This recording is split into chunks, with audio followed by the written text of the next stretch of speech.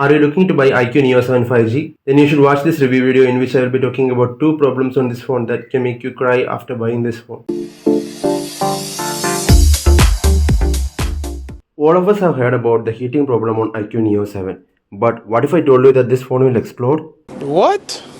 So this video was shared by a user whose IQOO Neo 7 exploded right in his hand. And this can also happen to you if you are continuously using the phone outside in the sunlight or playing games like PUBG, Call of Duty, Apex Legends, BGMI and nothing on the phone continuously and then putting it for charging with the 120 watts fast charger. So far we have 2 examples of IQOO Neo 7s that have exploded. This can be an isolated issue, but you should always be careful. The second problem on the phone is a display issue. As you can clearly see here, there is a random black line near the phone's front camera and also there is some discoloration in the same area. This can be a software or a hardware issue and the only way to make it sure is to restart the phone and see whether the display issue is still present after a restart. Then the only solution is to go to service center and get a free replacement. If you are interested in buying IQOO Neo 7 Pro, then check out this video in which I will be talking about 4 serious problems on the phone that can make you really disappointed in the phone.